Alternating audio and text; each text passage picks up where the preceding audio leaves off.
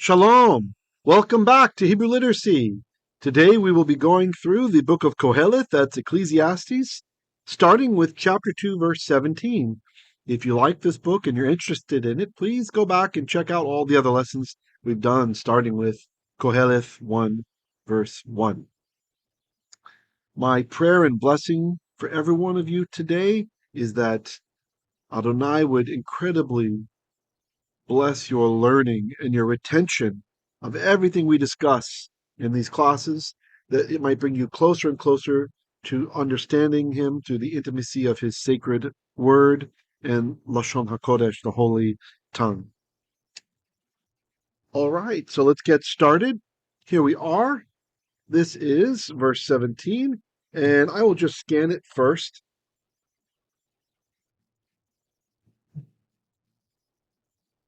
ושנאתי את החיים כי alai המעשה שנעשה tachat hashamesh כי hakol hevel ורעות ruach.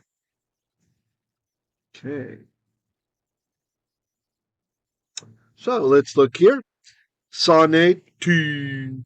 Right, so that T ending, that is going to tell us that it's I. That this little part sticking at the end of the verb, when you see that, that means I. And the main verb is sana or sane.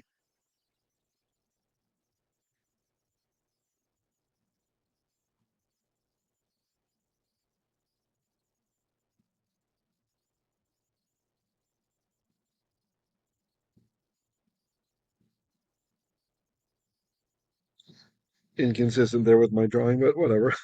Now, sana is to hate, to hate. Saneti means I hated.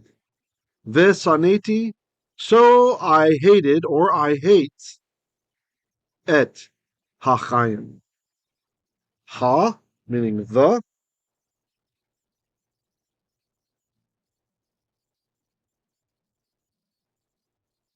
And when the definite article comes before a hate that does not have a commas under it, then we can just point it like this, just the ha here. That means the. Chaim. Chaim, we know.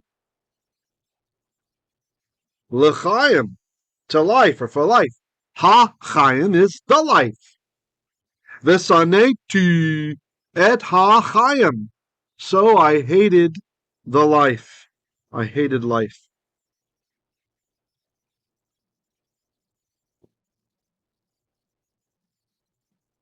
Rabbi Dr. Michael Fox writes in the JPS commentary on Ecclesiastes, and so I loathed life.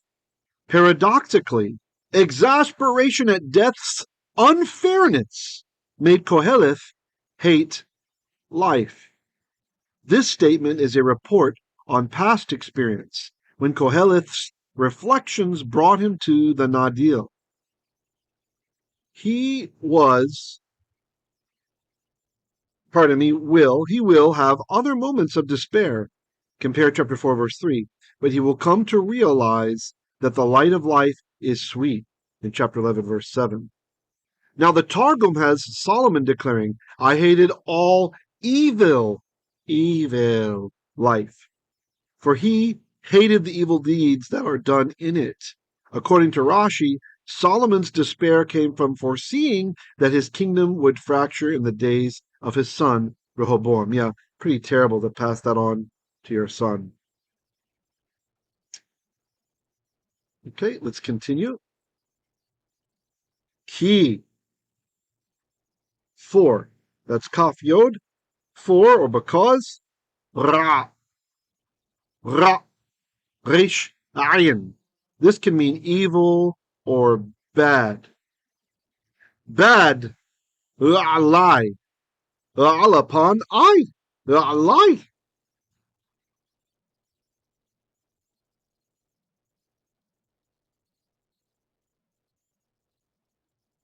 I.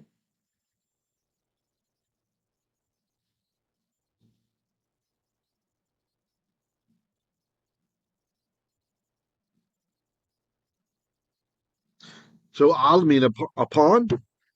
Ki alai, for it was bad upon me. Hamaasah, shenaasah, hamaasah. So here we have the definite article, behaving as it should, representing ancient hal, ha, and then there's a strong dagesh in the mem, where that ancient lamed went from hal. Hamaasah, maaseh.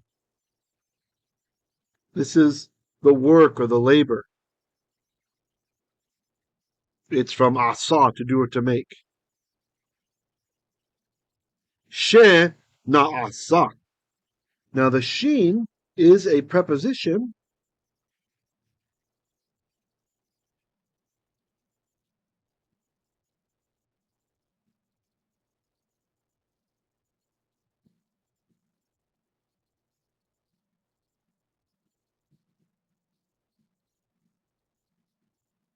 which is short for asher.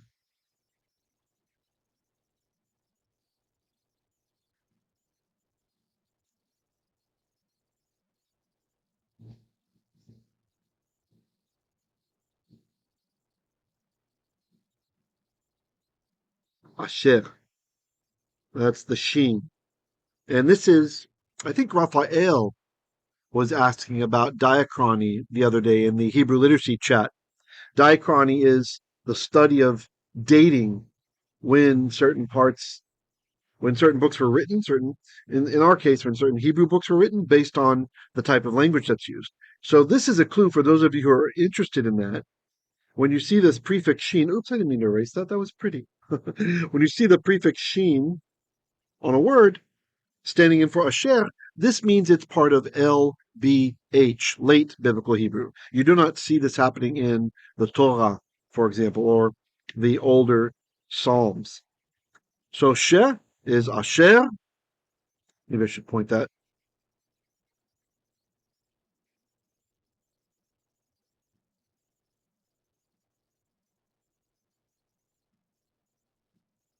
Asher, which rasa. So the verb is asa, to do or to make, related to ma'asa or ma'ase, something which is made or the handiwork or happening. And the noon prefix here, I have it marked for you, nifal. This is telling us that it's a nifal verbal form. If you're new to this, all it means is that it's passive. So if the verb were asa, that would mean he made. But na asa means he was made or it was made or done, right? To do or to make. So asa, he did or he made. Na asa is it was done or it was made or he was done or he was made. And then the she, that's which. Hamaaseh shenaasah. Basically, this is like saying the thing or the work she, which naasah, which was done.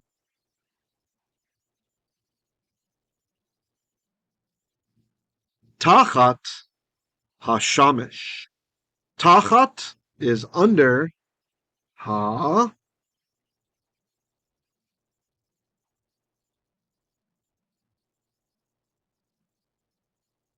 The shamesh is the word shemesh, which means sun. It becomes shamesh because of this little funny looking wishbone thing here. That guy says, don't say say ah. That's the etnachta or atnach. Others call it. Some say atnachta.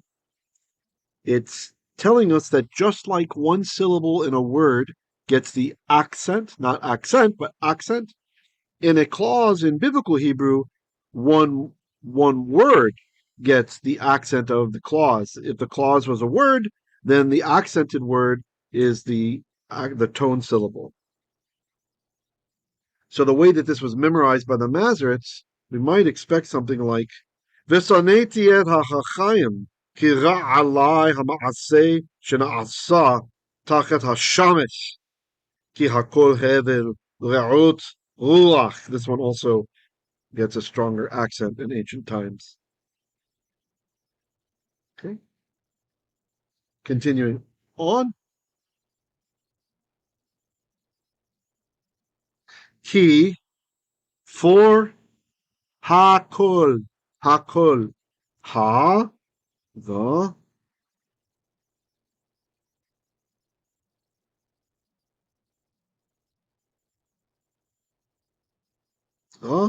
Kol means everything or everyone. Is, we have to insert the is. Hevel. Hevel. We've seen this word before, a vapor. Traditionally translated vanity, right? It's a vapor, it's a mist. Ure'ut. Ruach. Here we have a construct chain.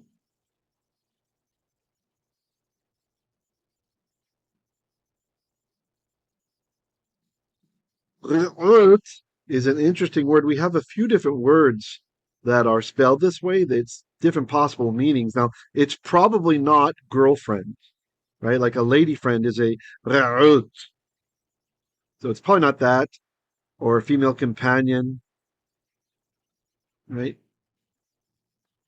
It's likely urt number 2, which means a striving after.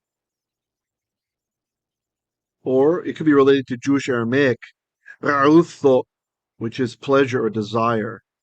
Right? It's very possible since this is a later Hebrew, so it's possible that it's a loan word.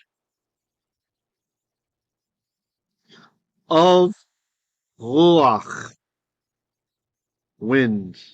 U is and, maybe I should mark the and to make it clear. And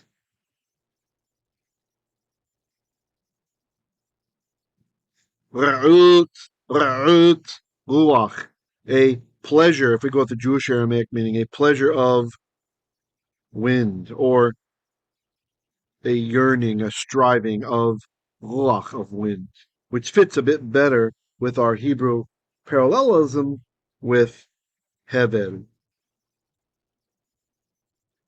See, we have mist, although maybe it's say vapor. I like vapor better. We do have other words for mist. Vapor, and emptiness, and wind. We wouldn't want to translate spirit here. It just would not fit in the context. Okay, how you guys doing? Any comments or questions? ושנאתי, so I hated et החיים, life. Ki for alai, it was bad upon me. It means like it seems bad, right? It seems bad. Literally upon alai, me was ra. What was? Hamaasah, shenaasah. That which is done is how I would translate that. Right? The work, the product, the result, she which naasa, which is made or which is done. Tachat hashamesh, underneath the shemesh, underneath the sun. Ki hakol hevel, for all of it is vapor. Ur'ut, ruach, and a yearning of wind. All right, let's do another verse. Verse 18. ושנאתי ani et kol amalai. Pardon me, amali. I made it a plural by accident, which would make more sense. Like all my toils, it's all of my toil. שאני ameil tachat hashamesh. shenaasah לאדם שיחיה אחריי. ושנאתי, we have the exact same situation we had in verse 17. ושנאתי, so I hated.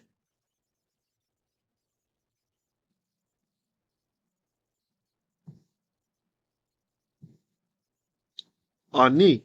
This ani here serves special emphasis. Why?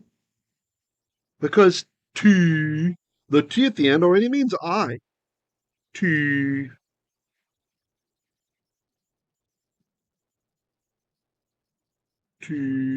This means I. And ani means I. Right? So it says, so I hated, I et kol amali. So this is emphasizing, indeed I hated, or I myself hated.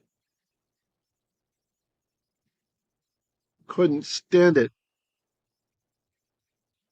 Certainly I hated. Now it's worth noting, some of you are becoming interested as of late in textual criticism. I will just show you that this note on the previous verse, see we have the little A there? That's saying that multiple manuscripts have ani after here. So the verse 17 might also have said ושנאתי ani. I indeed hated, or I myself hated. Some kind of emphasis there. Et, we don't translate. Kol amali. Kol, all construct chain of amal. Amal is toil. Toil, like the work of of me.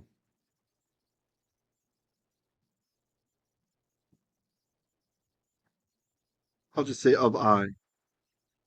And we'll keep it simple. I hated all the work of I. Kol amali. She'ani. Have that she again. Qoheleth sure likes to use this to show off the time that he's from. Sorry, that's not. There we go. Oh, yeah, that's right. That's right.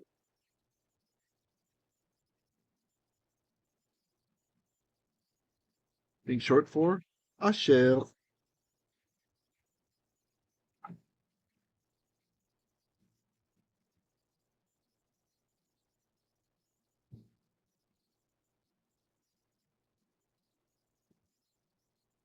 Okay. Ani, again, I. So which, the she is Asher, which I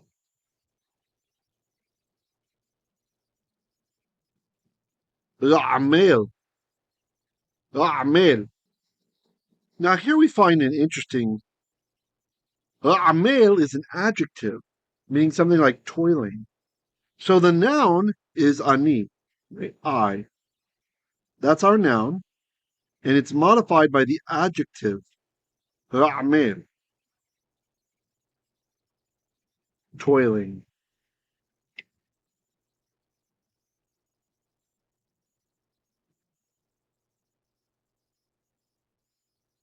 Kind of strange. So which toiling I, or which I toiling, kind of hard to bring into English.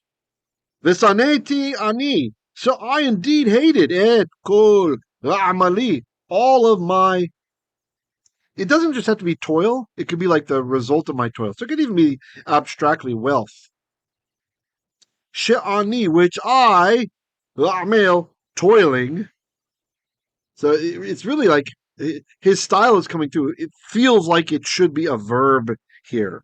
So I'm just going to translate it that way. I think this is some kind of special style that Qoheleth is using, which I toiled for tachat, hashamesh, under the sun.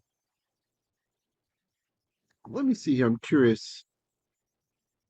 So Rabbi Dr. Fox says,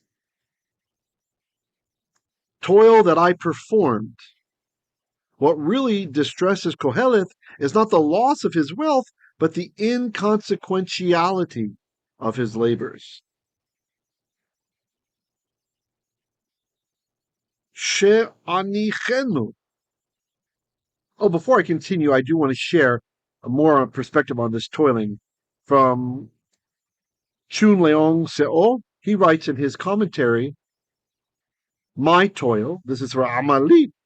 Hebrew amal may refer to the activity of toiling, or it may be a metonym for the benefit of toiling, whether it be wealth or other tangibles. Here it is clearly a metonym, since it could be left to others. Verse 18. Who would then have control over it. Verse 19.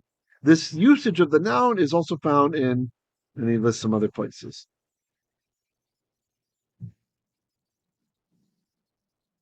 shenaasah. Hold on, let me delete some of the chicken scratch that's popping up. There we go.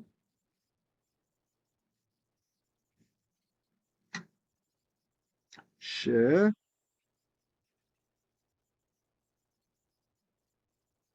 same meaning.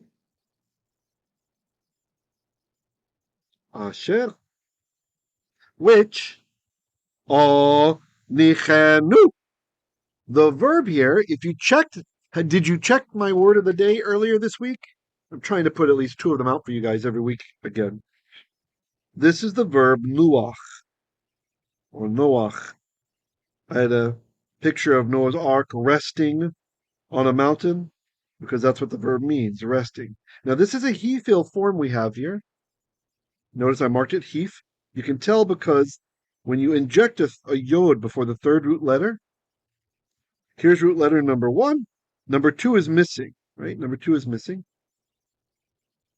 And number 3 is the chet. The vowel disappeared, and then we injected the yod in there. That tells us it's a hifil, it's a cause to the form. So I cause to rest, or I will, in this case, I will cause to rest. The aleph, affix, reminds us of ani, I.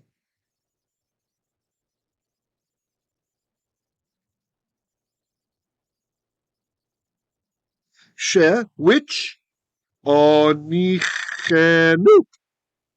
nu. That's it, or him, literally. Nu. It, I will write here, it. Which I will cause to rest, it. Which means I will leave it. What will he leave? Amalai, my toil, the result of my toil, which you can see where that could be wealth that someone's talking about, everything you've gained. La Adam, la. Lamed is the inseparable preposition, meaning to, can also mean for, and a couple of other things. But here it means to. And we have the ah, see the long ah underneath? That is the footprint of the definite article. That is there, that means the. Ha Adam, the hay got kicked out, so that part here is the Adam. So she'anichenu, which I will leave, I will cause it to rest. La. So la is to, a is the Adam, the man, to the man. Sheyichyeh achalai, or sheyichyeh achalai. So again, we have our sheen.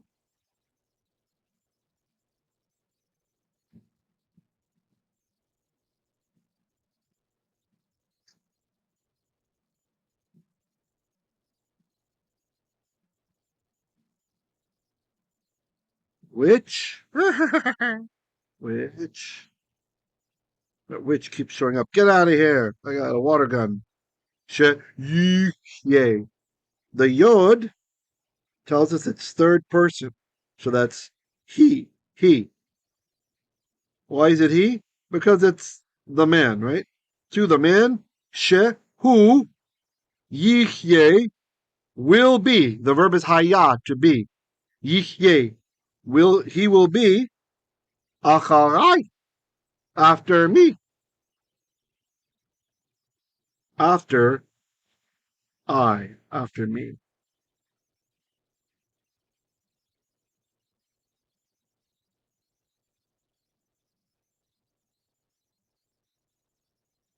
After me. The man who will be after me. One more time. ושנאתי אני את כל העמלי שאני ameil tachat hashamesh shenaasah לאדם שיחיה אחריי ושנאתי ושנאתי. So, that's the vav I'm going to say. So, I hated, ani, indeed, or I myself hated, et, definite direct object marker. Oh, my screen froze. There we go. Kol amali, kol amali. All of my labor, the result of all my labor, i.e., my wealth. שאני, which I, ameil, toiling, I, a toiling one, just being literal here, tachat hashamesh, under the sun. How did I not point that, colorize that definite article? Let's color it.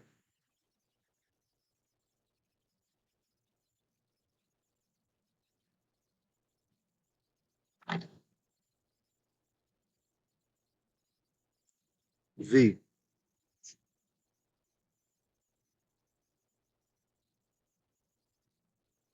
shenaasah, or shenaasah.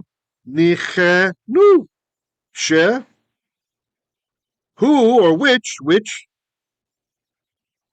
all, that's aleph, I will niach, I will cause to nuach, I will set or leave, literally, I will cause it to rest. Nu, it, la, adam, le, to, the adam, man, to the man, she, who, ye, will be, achalai, achalai, after me.